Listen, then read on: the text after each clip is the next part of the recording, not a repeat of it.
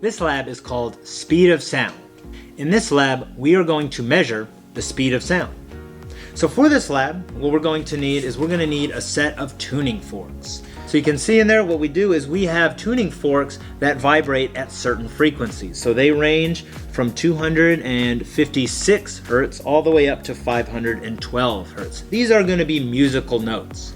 There's also a rubber mallet to hit the tuning forks with.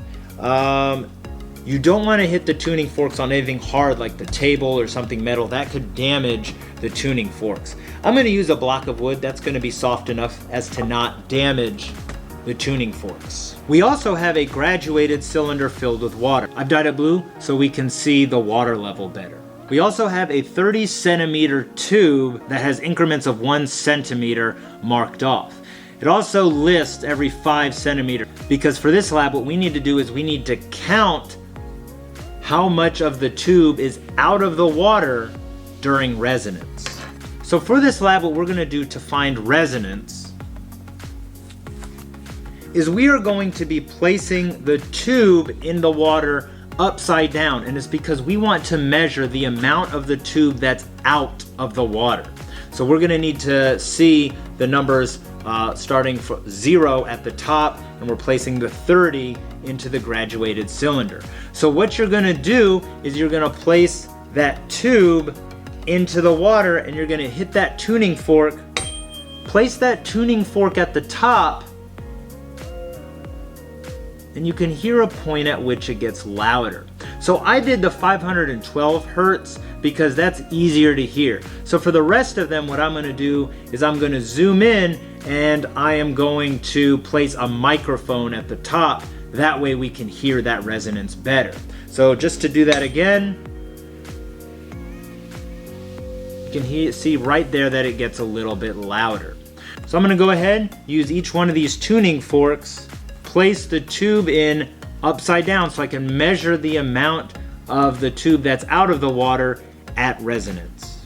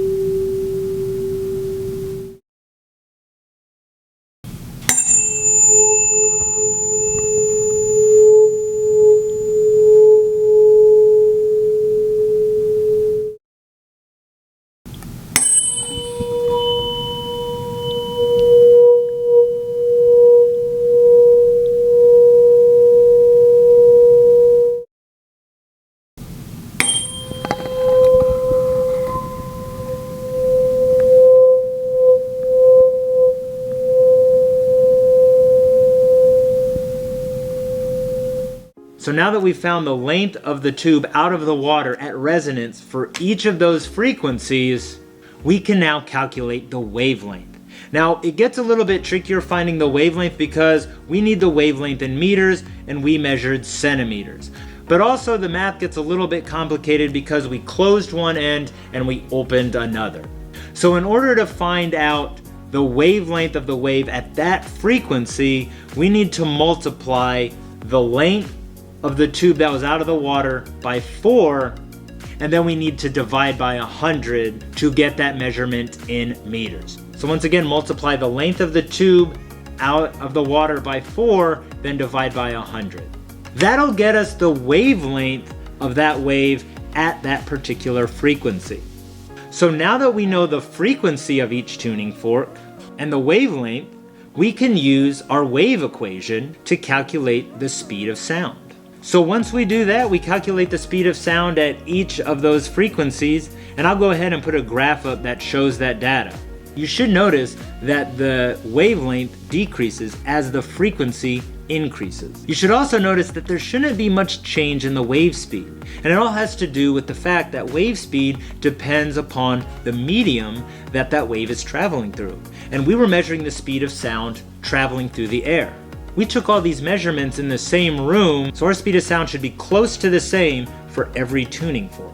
Now the speed of sound does change a little bit. It depends on the temperature, it depends on altitude, it depends on the humidity, but since we took all of these within the same room, they should be pretty close.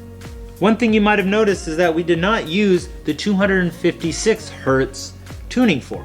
Now there was a reason for that, and it was because of the limitation of the lab, and it all has to do with the length of the tube that we were putting in the water.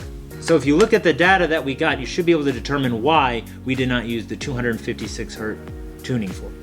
Once again, this is the speed of sound.